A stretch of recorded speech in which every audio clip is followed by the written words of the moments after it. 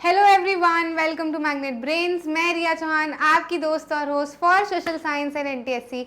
आपके लिए आज लेकर आई हूँ 2016 का पेपर। तो 2016 के दो तीन पेपर हम ऑलरेडी सॉल्व कर चुके हैं। एक 2016 के नाम से आपको मिल जाएगा, एक 2016-17 पार्ट 1 है, एक 2016-17 पार्ट 2 है। सो मतलब वो 2016 की ही बात की जा रही है। एंड क्योंकि मैं आपको हर पेपर में ऑलमोस्ट बता चुकी हूँ कि पार्ट 1 पार्ट 2, इसलिए ऐसा नहीं कि इनका एक पार्ट हम बना चुके हैं या आधा पार्ट हम इधर कर रहे हैं, ऐसा नहीं है। These are complete papers.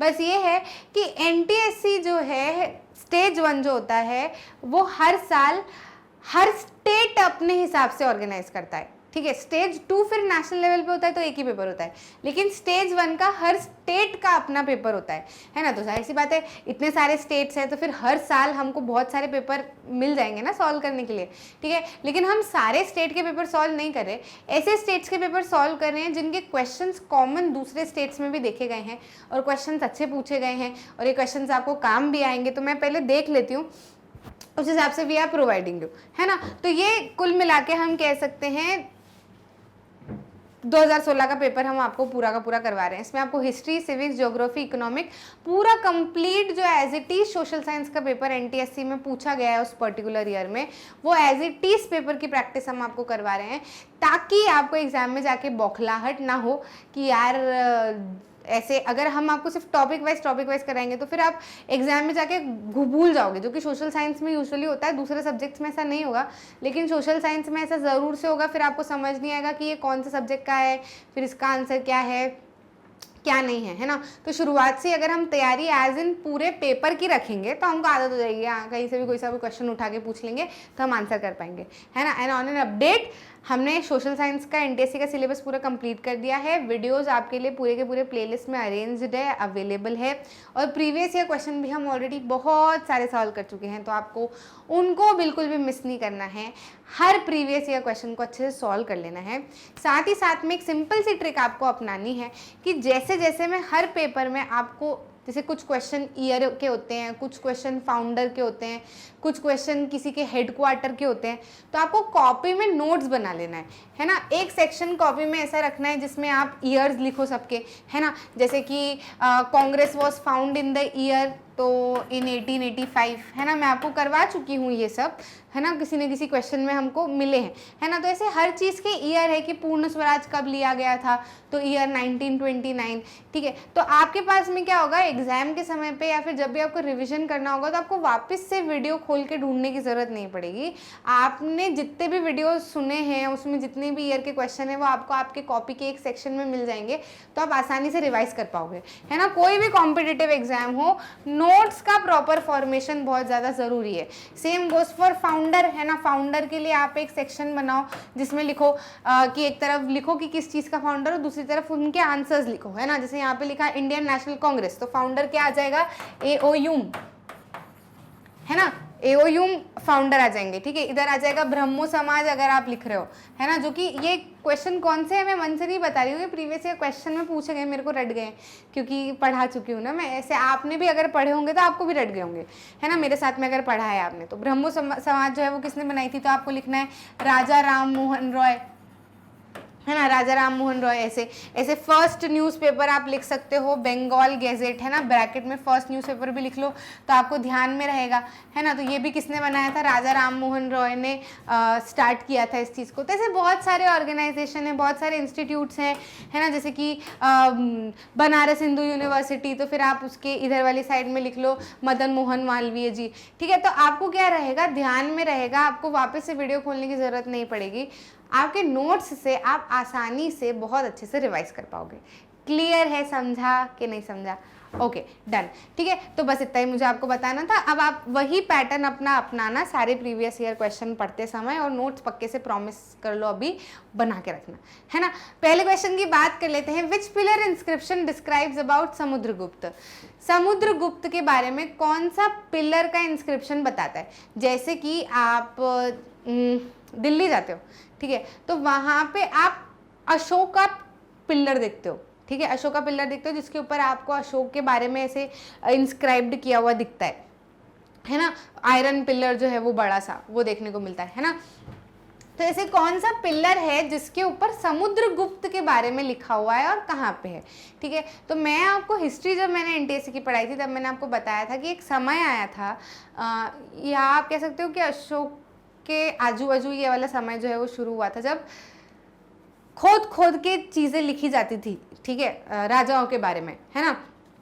Samudragupta के बारे में ये जो तारीफ, खैर बातें भी नहीं कह सकते आप, इनको तारीफें कह सकते हो, ठीक है। तो ऐसा होता था कि जो पुराने राजा महाराजा होते थे वो क्या करते थे, उनके जो कोर्ट में पोएट्स हुआ करते थे या जो लेखक हुआ करते थे, उनको ऐसा रहता था कि जो भी मेरे बारे में अच्छे से अच्छा लिखेगा ताकि इतिहास में मेरी बातें रखी जाए, तो जो भी मेरे बारे में अच्छे से अच्छा रखेगा उनको हम गिफ्ट्स देंगे ऐसे।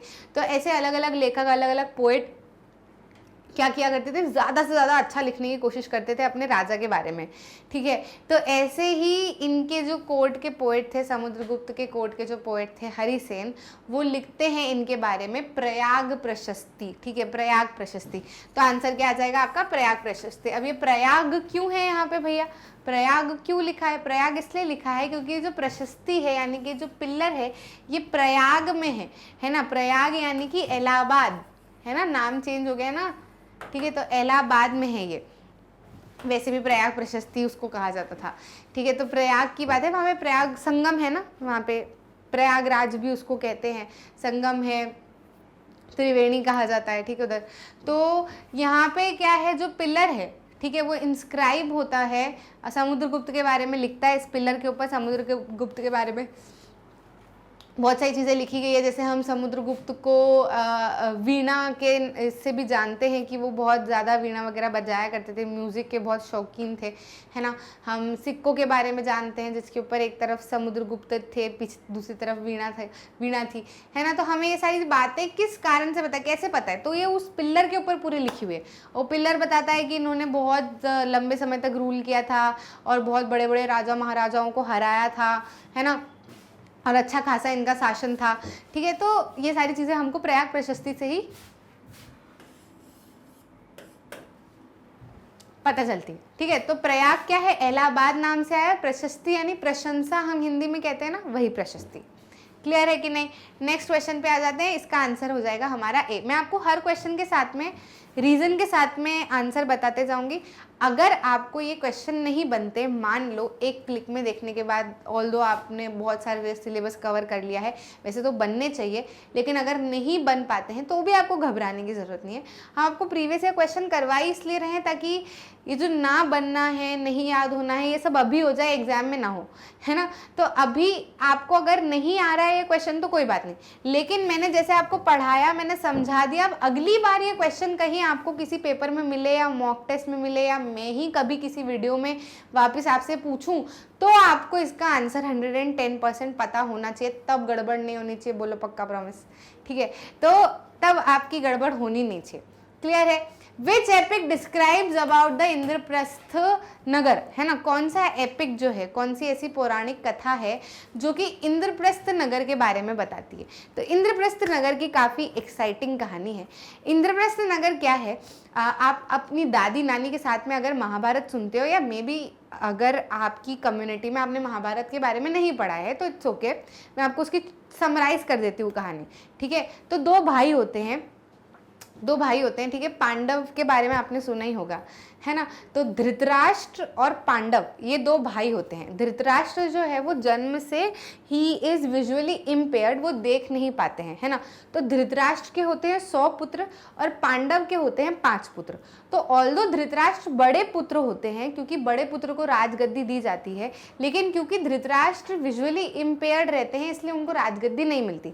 राजगद्दी मिल जाती है उनके छोटे भाई पांडव को, है ना। अब मन में आ जाता है उनके ग्रज कि भाई मैं बड़ा हूँ लेकिन आंख से अंधे होने के कारण मेरे को इन्होंने साम्राज्य नहीं दिया, तो वो अंदर अंदर अंदर अंदर उनके बढ़ते जाता है। बाय द टाइम वो बहुत ज़्यादा जेलसी बन जाती है।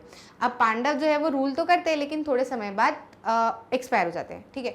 लेकिन उनके बच्चे होते हैं 5, 5 पांडव, ठीक है, 5 पुत्र होते हैं जिनको 5 पांडव भी कहा जाता है, ठीक है। तो उनके नाम आप बताना, जैसे जिन्होंने पढ़ी है उनको तो पता होगा, बाकी नाम मेरे को कमेंट्स में दिखने चाहिए 5 पांडव के, ठीक है। तो अब वो 5 पांडव होते हैं जिनकी माता कुंती होती है, और इधर धृतराष्ट्र के 100 पुत्र होते हैं, ठीक है। क्या होते हैं? 100 पुत्र होते हैं धृतराष्ट्र के, 100 बेटे होते हैं। तो अब ये जो 100 बेटे होते हैं इसमें होता है एक बेटा दुर्योधन, ठीक है। तो अब ये दुर्योधन जो होता है ना, इसको ऐसा रहता है कि राजपाट सारा मुझे मिले, ठीक है। राजपाट किसका? कुरुक्षेत्र का जो पूरा राजपाट है वो किसको मिले? पाटलिपुत्र भी आप कह सकते हो। तो ये पूरा का पूरा राजपाट जो है वो किसको मिले?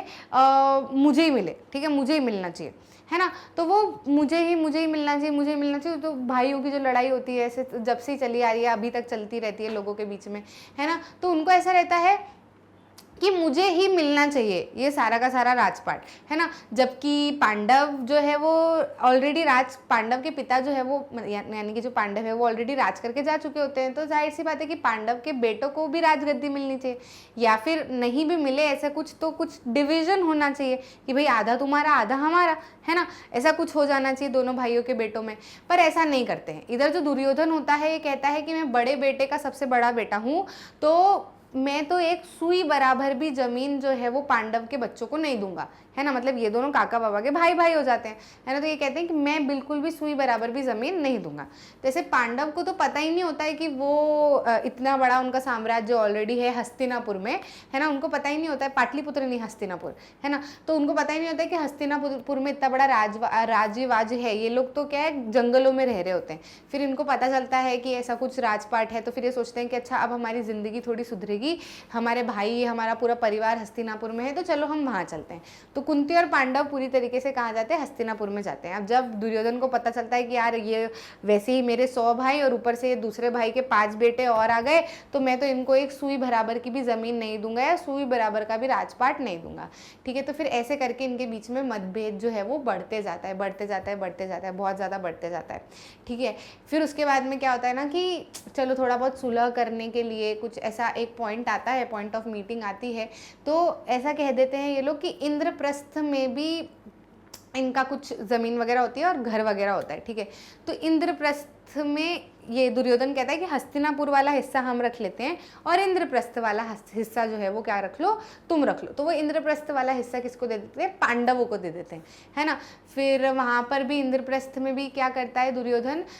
पांडवों को मारने के लिए, यानी कि ये जो पांडव के 5 पुत्र होते हैं इनको मारने के लिए इंद्रप्रस्थ में जो महल बनाता है, ठीक है, वो वैक्स का बनाता है, ठीक है, या उसको क्या कहते हैं, चूड़ियों में जो अंदर रहता है लाख, ठीक है, लाक्षाग्रह उसको कहते हैं।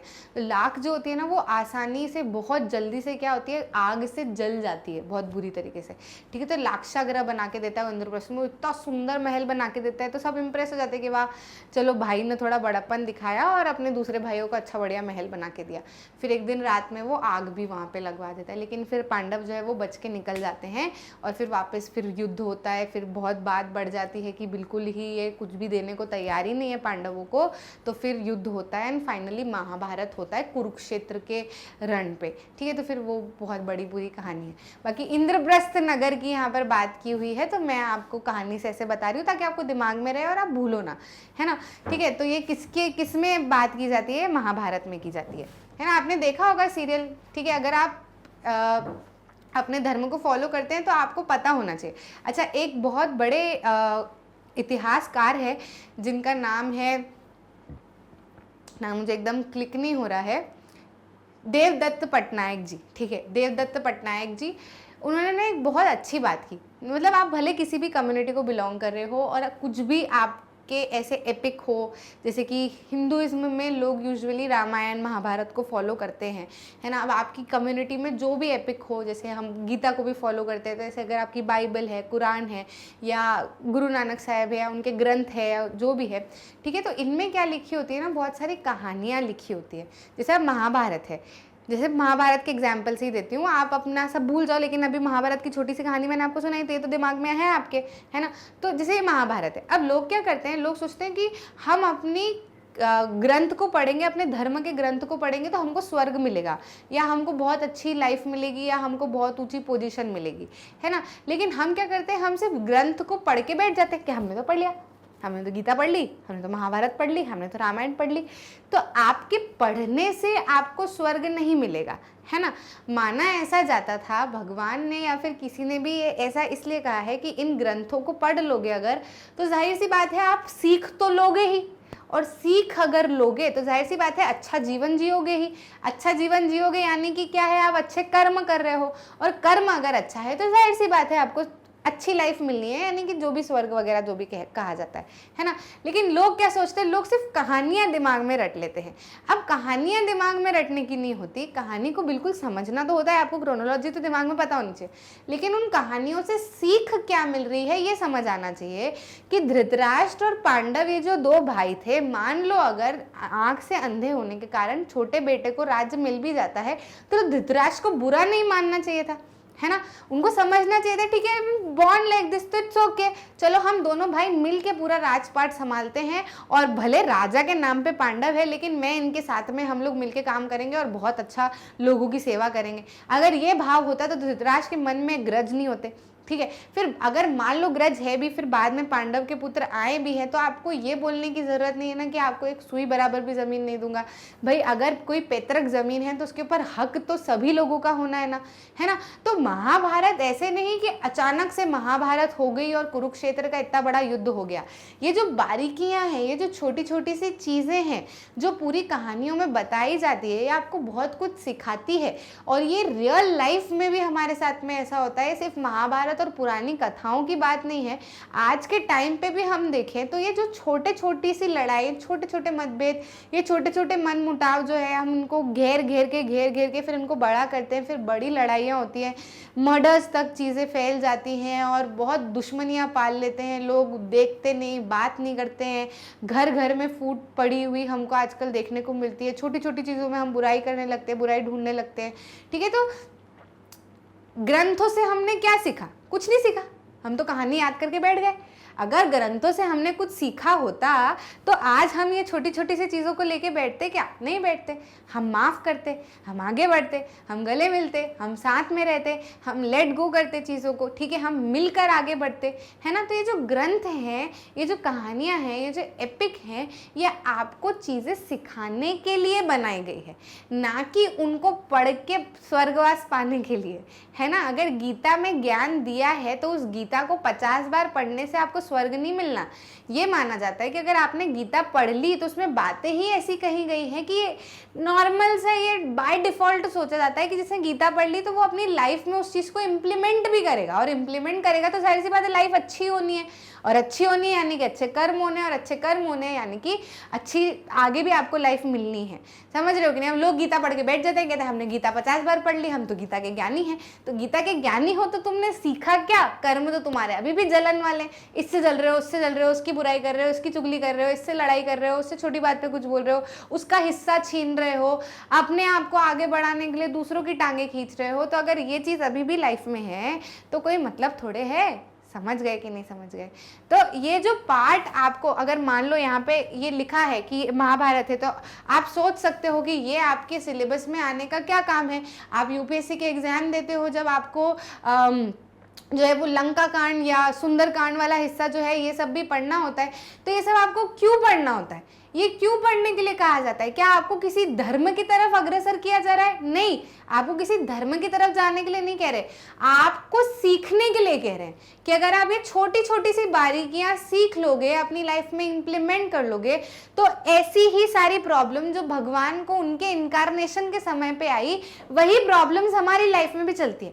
अच्छा, भगवान थे, वो तो चाहते तो अपनी एकदम राजपाट वाला जीवन रख सकते थे कि नहीं रख सकते थे? क्यों उन्होंने वनवास लिया? कौन होता है मायकालाल उनको वनवास देने वाला? कोई होता है क्या? भगवान को कोई मायकालाल वनवास दे सकता है? नहीं दे सकता। लेकिन उन्होंने क्या सिखाया कि अगर 4 माएँ हैं या आपके कोई गार्डियन हैं, वो चाहते हैं कि यार उनका बेटा आगे बढ़े, तो ठीक है बढ़ लेने दो ना, मैं 14 साल वनवास में रह लूंगा तो क्या परेशानी हो जाएगी। उन्होंने आपको हम्बल रहना सिखाया, उन्होंने बड़ों की आज्ञा का पालन करना सिखाया, उन्होंने लोगों की रिस्पेक्ट करना सिखाया, उन्होंने ये सिखाया कि जो व्यक्ति जीवन भर से, जो व्यक्ति बचपन से राजभवन में पला बड़ा है, ऐसा जरूरी नहीं कि वो हमेशा राजभवन में रहे, उसको वन में रहना भी आना चाहिए। उसको अपनी लाइफ से प्यार होना चाहिए, ना कि ये भवन और ये जंगलों के कष्टों से, है ना। समझ रहे हो कि नहीं। भवन का समय, जब भवन में रहो, मान लो अगर लाइफ में कोई ऐसा फेज आ रहा है जब वन में भी रहना पड़े, तो उस लाइफ को चेरिश करो, है ना। वहां के लोगों की मदद, भवन में रह के भी लोगों की मदद की उन्होंने, वो जब वन में गए जब उन्होंने वहां के लोगों की भी मदद की। तो ये चीजें सीखना होती है हमको। सिर्फ कहानियां नहीं याद करनी होती कि रामायण थे, जन्म हुआ, इधर लड़ाई हुई, केकई ने कुछ बोला, फिर इधर ये तो वनवास चले गए, राम राम राम बहुत बुरा हुआ, भगवान को नहीं छोड़ा तो लोग हमको क्या छोड़ेंगे। हम ये चीजें सीख लेते हैं, हमको ये नहीं सीखना है।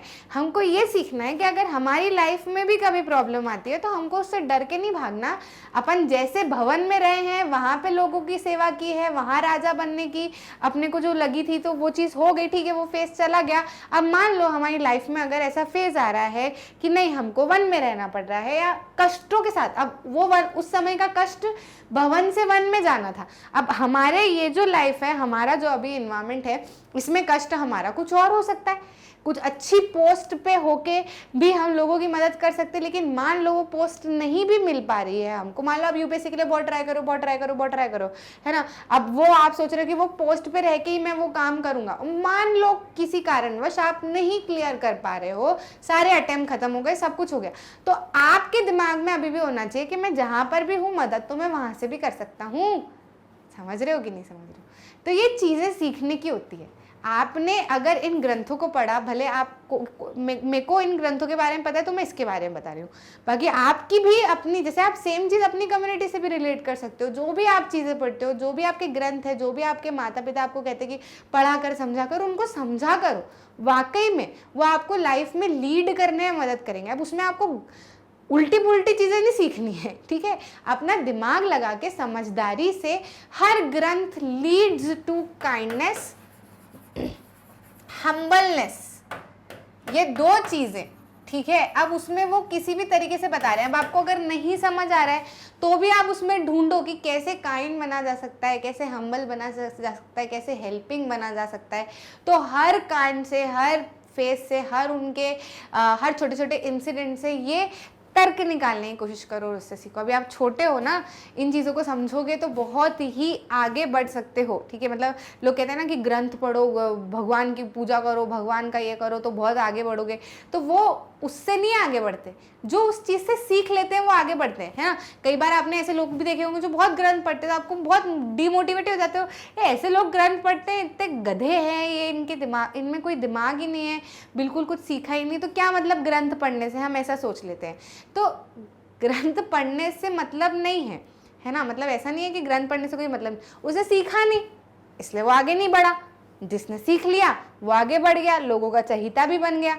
समझ रहे हो कि नहीं समझ रहे हो। अब वो be it to any community, ठीक है। ये बहुत ज़रूरी है, मैंने सीखा है एंड लिटरली बहुत ज़्यादा फ़ायदा मिलता है। आपके लाइफ के ना बहुत सारे रास्ते खुलते हैं, आपको आंसर्स मिलने लगते हैं अपनी चीज़ों को लेके, ठीक है। आपको कैसे लाइफ लीड करना है ये समझ में आने लगा। थोड़ा सा मैंने लंबा लेक्चर दे दिया लेकिन ज़रूरी था, मतलब मुझे इसके साथ में, अब ऐसे रैंडम तो आपको ये लेक्चर सारे सुना नहीं सकते, है ना, कि मैं बैठ जाऊँ एक दिन किसी ग्रंथ की बात करूँ, है ना, ठीक है। तो मिल जाती है कोई चीज़, मिल जाता है कोई पॉइंट, तो आई थॉट कि बताना ज़रूरी है, करना चाहिए, है ना। चलो नेक्स्ट क्वेश्चन पे आ जाते हैं। The war of train was fought among, war of train जो है वो किसके बीच में लड़ा गया था। मोहम्मद गौरी जब आया था, ठीक है, दिल्ली में राज करने वाले सबसे आखिरी, ठीक है, दिल्ली में राज करने वाले आखिरी हिंदू कह सकते हो आप, हिंदू पर्सन कह सकते हो आप, पृथ्वीराज चौहान को। इसके बाद में फिर जो है वो मुगल एम्पायर बढ़ता गया और दिल्ली सल्तनत वगैरह बढ़ते गई, दिल्ली सल्तनत बढ़ी, फिर मुगल एम्पायर आया, फिर दूसरे दूसरे लोग भी, उन्होंने भी राज किया, लेकिन last was the person Prithviraj Chauhan, है ना, पृथ्वीराज चौहान थे, ठीक है। तो तरेन, जो बैटल ऑफ तरेन है वो किसके बीच में लड़ा गया था, वो बेसिकली लड़ा गया था पृथ्वीराज चौहान और मोहम्मद गौरी के बीच में, ठीक है। किसके बीच में लड़ा गया था, पृथ्वीराज चौहान और मोहम्मद गौरी के बीच में। गौरी जब इंडिया में आया था, इन्वेजन किया था, तो वो दिल्ली के ऊपर कंट्रोल करना चाहता था, ठीक है, दिल्ली के ऊपर कंट्रोल करना चाहता था, तो फिर उनके बीच में जो है वो लड़ाई हुई थी, वो तरेन में लड़ाई लड़ी गई थी, इसलिए उसको बैटल ऑफ तरेन भी कहा जाता है। Which state was establish by Harihar Varman Bukka, है ना। तो जो हमारा साउथ वाला पार्ट है, ठीक है, जो साउथ वाला पार्ट है, सदर्न मोस्ट पार्ट है, इसमें आप जो डेक्कन प्लेट्यू वाला इतना इतना हिस्सा समझ लो। अब इसके अंदर आपका तमिलनाडु आ जाएगा, कर्नाटका आ जाएगा, आंध्र प्रदेश आधा आ जाएगा, ठीक है। तो ये वाले जो हिस्से हैं इस पे विजयनगरा एम्पायर बना था, ठीक है, विजयनगर भी कह सकते हो, विजयनगरा एम्पायर भी कह सकते हो, ठीक है। तो ये दोनों अपने आप को यदुवंशी बताते थे या फिर यादव के लीनिएजेस बताते थे, और इन्होंने विजयनगरा एम्पायर जो है वो यहाँ पे सेटअप किया था, ठीक है। तो which state was establish by Hariharan Bukka, तो विजयनगर एम्पायर। कई बार पूछा गया है क्वेश्चन, बहुत इंपॉर्टेंट है। हु रोड रामचरितमानस, है ना, तुलसीदास, तुलसीदास रोड रामचरितमानस, ठीक है। अवधि में इन्होंने लिखी थी रामचरितमानस, मतलब अपनी Ramayana, is the same thing, ठीक है। तो रामचरितमानस यानी कि रामायण जो है वो अवधि में लिखी गई थी by Tulsidas. Hiuen Tsang is the period came in the period of, Hiuen Tsang किनके पीरियड में आया था? तो ह्यून सैंग है कौन? ह्यून सैंग जो है ये चाइनीज पिलग्रिम है। कौन है? चाइनीज पिलग्रिम है, ठीक है। हमने बहुत सारे पिलग्रिम के चाइनीज पिलग्रिम के बारे में बात की है जो कि इंडिया आए थे। ह्यून सैंग हो गया, फा जियांग हो गया, जुआन जैंग हो गए ठीक है, चाइनीज नाम ही उनके चाइनीज से, तो अब क्या करूं, ठीक है। तो ये लोग इंडिया में अलग अलग पीरियड में आए थे, ठीक है। जैसे अलग अलग कंट्री से बाय सी या बोट वगैरह ले लेके या शिप वगैरह ले लेके ना लोग ट्रेड करने इंडिया आते थे।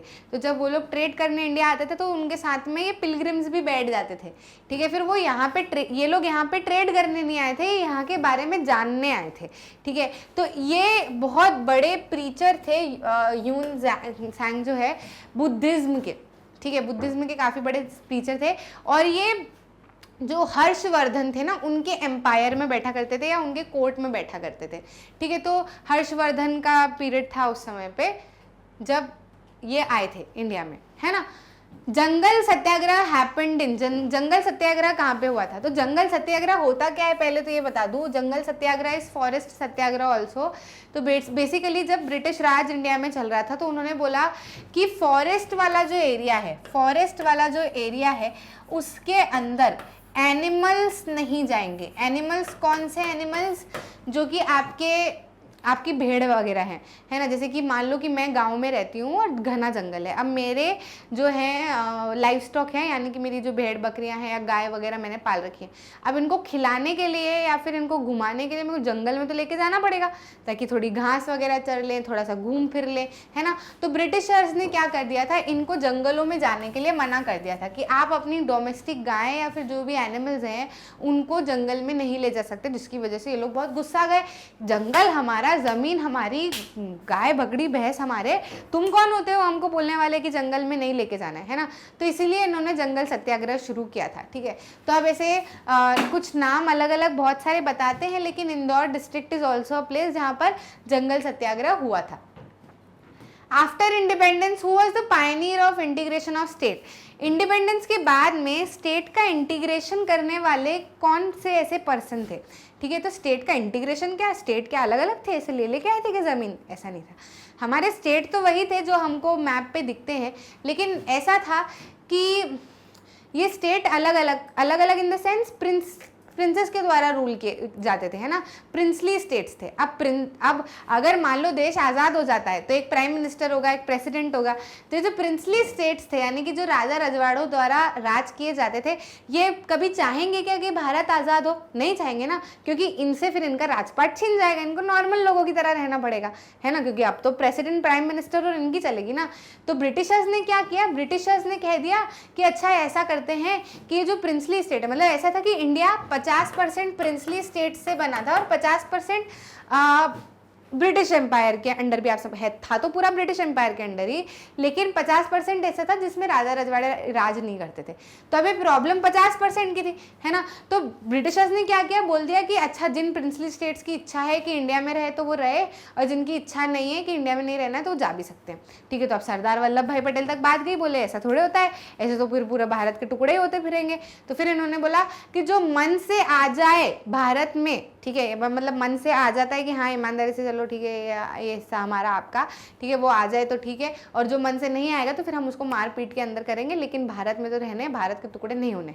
तो किसने ये काम किया था? ये काम किया था सरदार वल्लभ भाई Patel. So answer will be Sardar Patel. Next question पे आ जाते हैं। क्वेश्चन नंबर 9 हमारा कह रहा है which article of constitution of India gives special status to Jammu and Kashmir. कौन सा ऐसा आर्टिकल है इंडिया के कॉन्स्टिट्यूशन में जो जम्मू एंड कश्मीर को स्पेशल स्टेटस देता है? क्या स्पेशल स्टेटस देता है? जम्मू एंड कश्मीर को स्पेशल स्टेटस जो है वो दिया जाता है अंडर आर्टिकल 370, जो कि कहता है कि Jammu and Kashmir is an autonomous state, ठीक है, मतलब कि जो भी वहाँ के डिसीजन लिए जाएंगे वो उनके हिसाब से वो ले सकते हैं। मतलब ऐसा कि पूरे इंडिया में अगर कोई सा लॉ बनाया गया है तो अब वो डिपेंड करता है वहाँ की गवर्नमेंट के ऊपर कि वो मानना चाहते हैं कि नहीं मानना चाहते हैं। ऐसा आर्टिकल 370 के तहत कहा गया था, ठीक है। तो आंसर क्या हो जाएगा? Article 370। Red fort was built by, red fort किसके द्वारा बनाया गया था, है ना? तो अच्छा 3 चीज याद रखना, अकबर, शाहजहां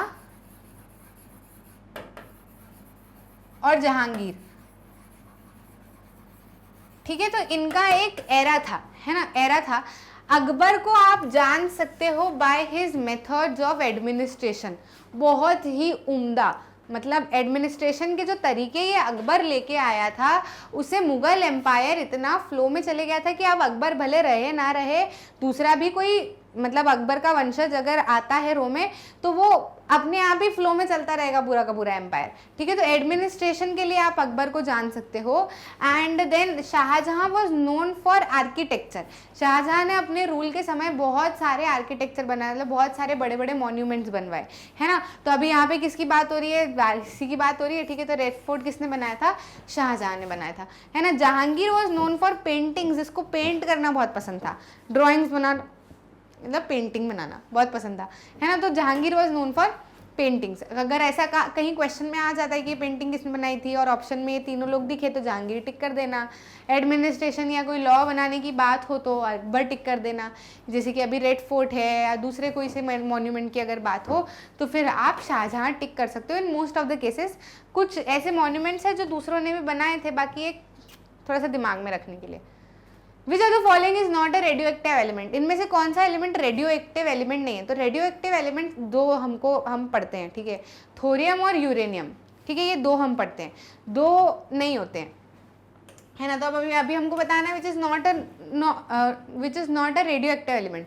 तो यहाँ पर प्लेटिनम जो है वो रेडियो एक्टिव एलिमेंट नहीं होता है। ऐसे तो स्ट्रोंटियम भी रेडियो एक्टिव एलिमेंट नहीं है, तो आप देख सकते हो दोनों में से कुछ भी। तो यहाँ पर तो प्लेटिनम ही हम टिक करके आगे बढ़ेंगे, है ना। नेक्स्ट क्वेश्चन पे आ जाते हैं। Which of the following gas is responsible for global warming, इनमें से कौन सी गैस ग्लोबल वार्मिंग के लिए रिस्पॉन्सिबल होती है? तो हम पढ़ के आए CO2, है ना, बिल्कुल आंख बंद करके।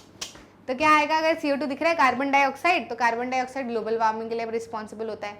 According to the census of 2011 the number of females per 1000 mail is, 2011 की जनगणना के अनुसार number of females per 1000 mails, मतलब हर 1000 मेल्स पे कितनी नंबर ऑफ फीमेल्स हमको देखने को मिली है, ये हमको बताना है। सो दैट इज 943, है ना, कितनी है? 943 पर 1000 मेल्स, ये सेक्स रेशो बताता है, ठीक है। Number of females per 1000 mails is sex ratio. तो अगर number of females per 1000 mails 1000 से ज़्यादा होती है तो सेक्स रेशो ज़्यादा होता है, और अगर कम होती है तो सेक्स रेशो कम होता है ना। तो इस समय पे सेक्स रेशो कम था, लेकिन अभी बढ़ गया है, 1000 के ऊपर हो चुकी है महिलाएं 2011 की 21 की जनगणना के अनुसार। So that is very good point, ठीक है। अच्छा आप आंकड़ा बताना कि कितना है, ठीक है, 1000 के ऊपर कितना आंकड़ा है, मतलब how many number of females are there per 1000 males according to the census of 2021, क्योंकि करंट अफेयर का क्वेश्चन है, ये आपको जरूर से आ सकता है। Tata iron and steel company TISCO is located in, कहाँ पर है Tata iron and steel industry? Jamshedpur, ठीक है। जमशेदजी टाटा के हिसाब से भी आप याद रख सकते हो, है ना। तो कहाँ पे है? जमशेदपुर में है। Next question, which of the following river is not a tributary of gangs भी बोलते हैं इसको, मतलब कि गंगा की जितनी भी ट्रिब्यूटरीज है उनको गैंग्स कहा जाता है, गैंग दम गैंग वाले, है ना। तो इनमें से कौन सी गंगा की ट्रिब्यूटरी नहीं है? तो यहाँ पे जो सतलज दिख रही है ना, या तो आपको पता होगी कौन कौन सी है, या आपको एक दिख रहा हो जो आपको पता हो कि ये तो नहीं है, है ना। तो मेरे को ये पता है कि सतलज जो है वो इंडस की ट्रिब्यूटरी है, तो जब ये इंडस की ट्रिब्यूटरी है यानी कि सिंध नदी की ट्रिब्यूटरी है तो ये गंगा ही कैसे हो सकती है ना, तो गंगा की ट्रिब्यूटरी ये नहीं है, तो answer will be Sutlej. Which factor that does not help in the formation of soil, कौन सा ऐसा फैक्टर है जो कि फॉर्मेशन ऑफ सॉइल में मदद नहीं करता है। ऑप्शन देख लेते हैं, water accumulation, wind and water, decompose plants and animals, rocks and temperature. तो देखो रॉक और टेम्परेचर से तो सॉइल बनती है ना, पत्थरों से तो सॉइल बननी है, टेम्परेचर के हिसाब से बनेगी।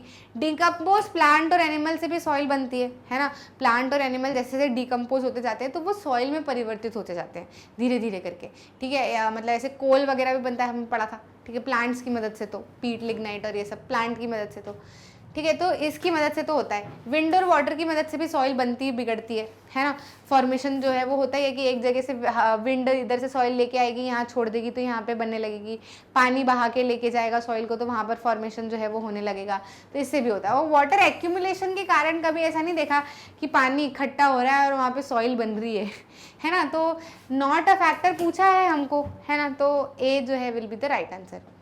Kaziranga national park is located in which state, Kaziranga national park कहाँ पे, तो काजीरंगा नेशनल पार्क जो है वो आसाम में है, ठीक है, कहाँ पे है, आसाम में। अच्छा, काजीरंगा का मतलब क्या होता है, काजीरंगा का मतलब होता है जो गोट्स होती है, ठीक है, रेड गोट्स भी आप कह सकते हो, उसका मतलब ये होता है काजीरंगा का मतलब, तो बहुत ज़्यादा पाई जाती है। इवन जो Kaziranga national park it is famous इस चीज़ से कि वर्ल्ड की जो 2/3 राइनोसॉरस हैं, है ना, वो यहाँ पे पाए जाते हैं, ठीक है, 1 हॉर्न राइनोसॉरस यहाँ पे पाए जाते हैं, तो it is very famous for that. Blue revolution is related to, मैं आपको ऑलरेडी बता चुकी हूँ, कलर के रिवॉल्यूशन। ग्रीन रिवॉल्यूशन जो होता है एग्रीकल्चर से रिलेटेड होता है, ब्लू रिवॉल्यूशन फिश से रिलेटेड होता है, कलर के हिसाब से, है ना, ब्लू, अब फिश पानी में रहती तो ब्लू, ठीक है। और मैंने कौन सा होता है, वाइट रिवॉल्यूशन जो है वो दूध वगैरह से रिलेटेड होता है, ठीक है। तो ऐसे रिवॉल्यूशंस मैं आपको बता चुकी हूँ ऑलरेडी, तो थोड़ा सा ध्यान रखना। जो गोल्ड रिवॉल्यूशन करके भी ऐसे होता है जो कि हनी और हॉर्टिकल्चर से रिलेटेड होता है, ठीक है, तो वो भी ध्यान में रखना। तो अभी यहाँ पे तो हमारा क्या आ जाएगा, fish production. Gangs of southern India है, सदर्न इंडिया की गंगा किसको कहते हैं, तो सदर्न इंडिया में आपको रिवर बहते हुए दिखेगी गोदावरी, ठीक है, गोदावरी रिवर बहते हुए दिखेगी, जिसको सदर्न इंडिया की गंगा कहा जाता है ना, साउथ इंडिया की गंगा कहा जाता है गोदावरी को।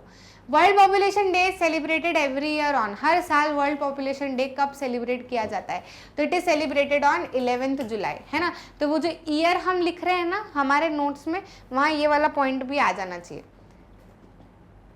Next, in which year right to information was enacted in India, तो ईयर में ये वाला क्वेश्चन, ये वाला पॉइंट भी आ जाना चाहिए। राइट टू इन्फॉर्मेशन 2005, है ना, 2005 में राइट टू इन्फॉर्मेशन एक्ट जो है वो लागू किया गया था, या फिर क्या किया गया था, शुरू किया गया था। राइट टू इन्फॉर्मेशन आपको बताता है कोई भी गवर्नमेंट ऑफिशियल किस तरीके से काम कर रहा है, कहाँ से उसकी सैलरी आ रही है, क्या क्या चीज़ें हो रही है, ये आप RTI लगा के जान सकते हो।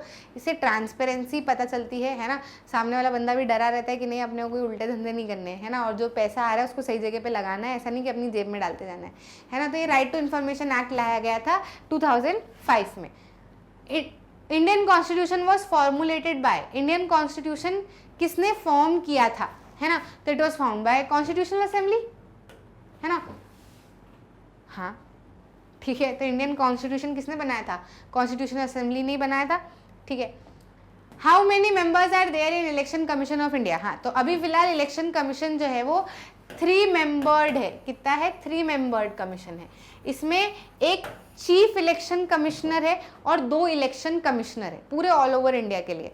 3 मेंबर्स हैं इलेक्शन कमीशन में इंडिया के, जो एक है वो चीफ इलेक्शन कमिश्नर है, सबसे चीफ वही है, मेन लीडर, और जो 2 है वो इलेक्शन कमिश्नर्स हैं, दोनों बराबर लेवल के, है ना। तो 3 मेंबर्ड बॉडी है ये, answer A will be the right answer.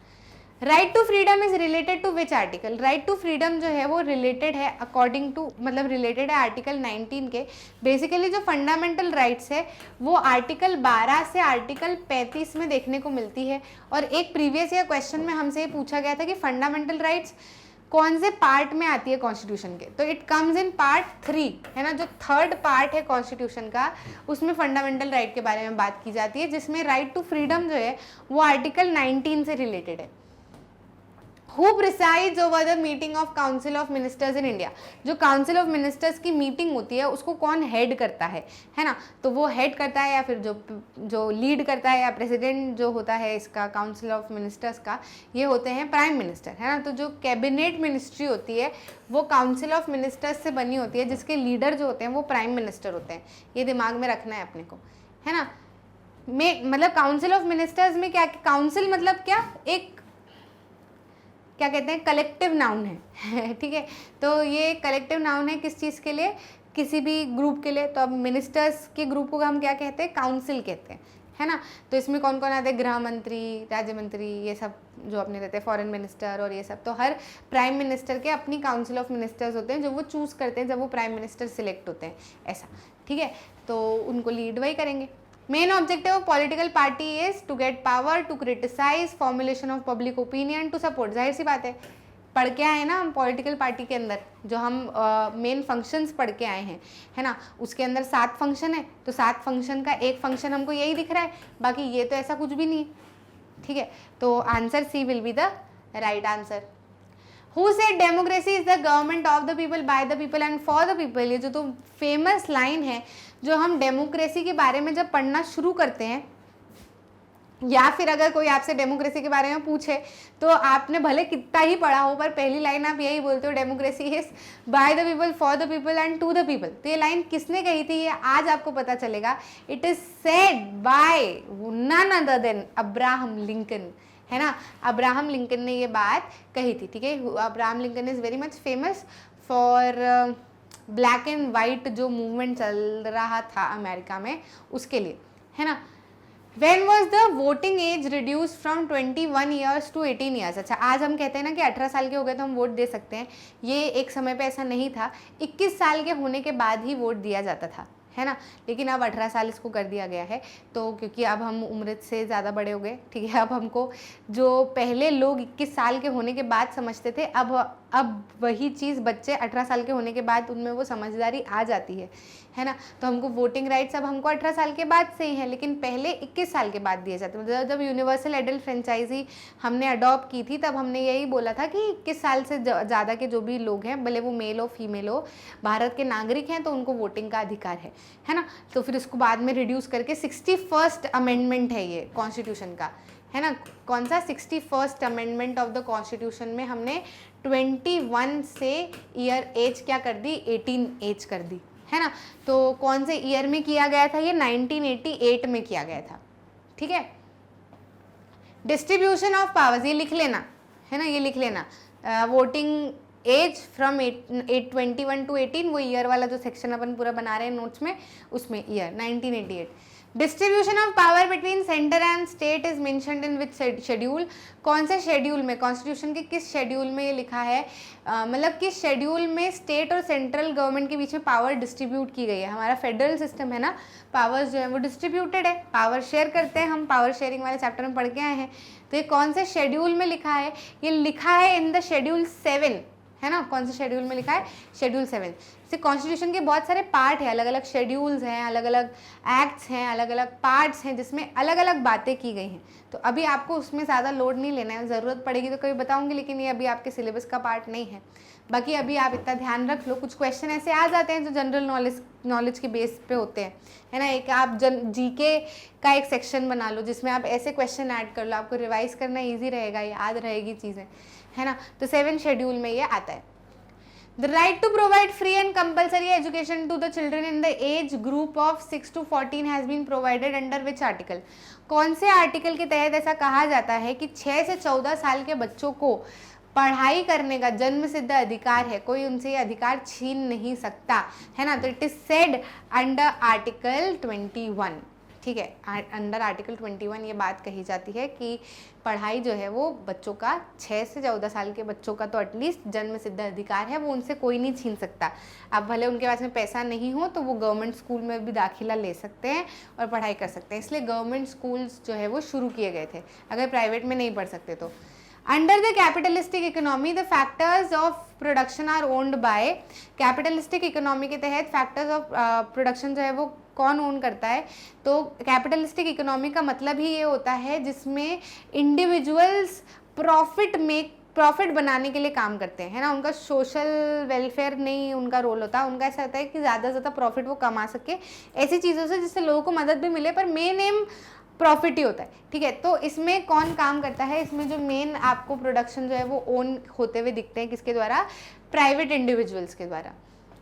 Minimum support price is related to, minimum support price किससे रिलेटेड है, तो it is related to agriculture industry service, agriculture sector, है ना। हमने सुना है कि एमएसपी लगाई जाती है क्रॉप्स के ऊपर, कि मान लो क्रॉप फेलियर के कारण या किसी कारणवश आपकी क्रॉप की कीमत गिर गई है ना, तो फार्मर्स तो पूरी तरीके से क्रॉप्स के ऊपर ही डिपेंडेंट है, तो गवर्नमेंट उनको एमएसपी से खरीद लेती है ना, मिनिमम सपोर्ट प्राइस पे खरीदती है कि चलो जो भी कीमत है आप हमको इतने पे बेच दो ताकि आपका काम भी हो जाए, फिर वो उस पैसे को बियर करती है गवर्नमेंट, है ना।